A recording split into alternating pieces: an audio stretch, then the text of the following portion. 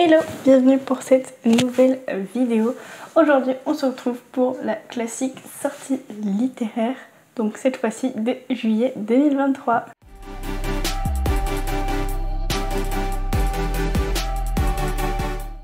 Ce mois-ci j'ai été très étonnée parce que je trouvais qu'il y avait vraiment pas beaucoup de sorties. Il n'y avait pas grand chose vraiment de faux. Donc je ne sais pas si c'est à cause de l'été, mais justement je me serais attendue à avoir pas mal de petites sorties sympas pour l'été, notamment au niveau romance peut-être. Donc j'avoue avoir été assez surprise de trouver peu de choses. Donc cette vidéo je pense sera assez courte. Le premier du coup c'est un léger malentendu de Rose Mia qui sort le 5 juillet chez Hugo Roman. Le jour de son emménagement à Los Angeles, May a le coup de foudre. Tom, son voisin d'à côté, est sombre et sexy et May ressent immédiatement pour lui une attirance irrésistible. Et là, elle comprend vite que rien ne sera jamais possible entre eux. May a l'habitude, sa vie sentimentale est un fiasco. Pas étonnant qu'elle soit toujours vierge à 23 ans. Ceci dit, rien ne les empêche d'être amis. Même si cela signifie étouffer soigneusement les sentiments qu'elle éprouve pour lui. Tom est une star du surf, célèbre pour avoir dompté les vagues mangeuses d'hommes les plus dangereuses du monde. Il est cloué sur le sable depuis un grave accident de compétition. L'arrivée de sa jolie voisine, une petite tornade aussi déjantée qu'attachante, le pousse hors de sa zone de confort et fait naître chez lui un désir incandescent. Entre eux, c'est une évidence, un désir irrépressible auquel l'un et l'autre rêvent de succomber. Sauf que quelque chose bloque, juste un petit détail, mais qui change tout. Certains mensonges nous protègent. Comment accepter la vérité lorsqu'ils volent en éclats ? On a ensuite La Société de Minuit, donc le tome 1, Un vent de tourment et d'étincelles de Camille Noël, qui sort chez Scarabée. Je sais pas comment ça se dit, Scarab ou Scarabée, je pense que c'est Scarabée. Et donc ça sort le 11 juillet. Des rêves qui n'en sont pas vraiment, un mal mystérieux et inexplicable, de vieilles légendes qui prennent vie.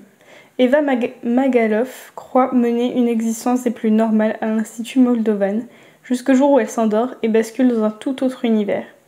Un univers de vent et de tempêtes, de richesse et de pouvoir, de tourments et d'étincelles.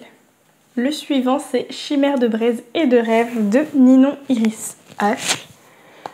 J'avoue que celui-ci, il m'intrigue et dans un sens, je ne sais pas si je vais apprécier. Je sais en suivant l'autrice sur TikTok, qui fait beaucoup de contenu sur ce futur roman, que c'est un harem inversé. Donc j'avoue que tout ce qui est harem, j'ai vraiment jamais lu. Et je ne sais pas si c'est le genre de lecture qui peut me plaire. Mais le résumé a réussi à vraiment m'intriguer et me donner envie.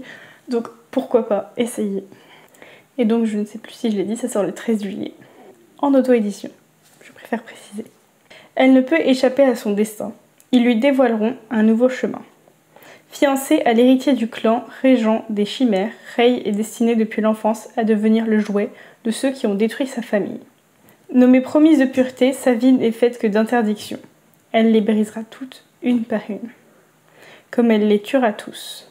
Il ne reste que quelques mois avant son 23e anniversaire et l'union qui scellera sa vie.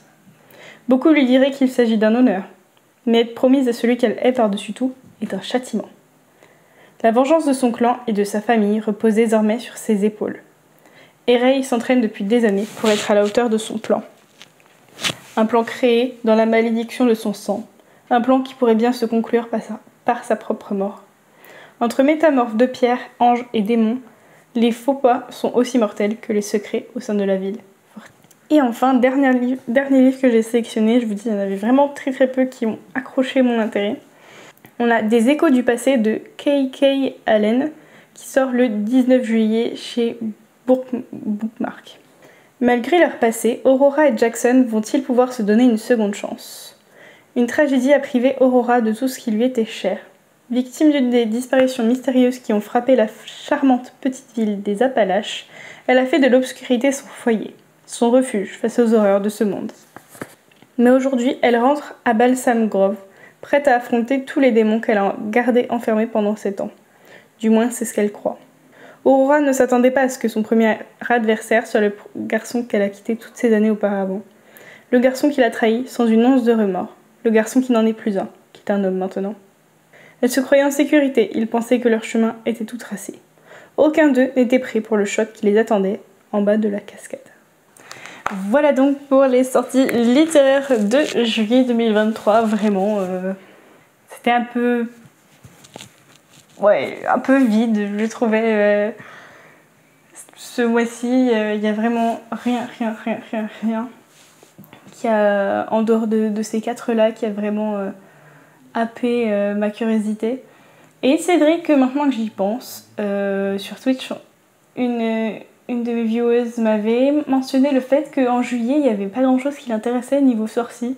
Et ça prend tout son sens. Je comprends mieux pourquoi elle disait qu'elle allait faire un no-buy, parce que c'est peut-être le mois idéal vu les sorties qu'il y a en juillet. Donc voilà pour cette petite vidéo. N'hésitez pas à me dire en commentaire quelles sont les sorties qui vous intéressent ce mois-ci. Et sur ce, je vous souhaite de belles lectures et je vous dis à très bientôt pour une prochaine vidéo. Ciao!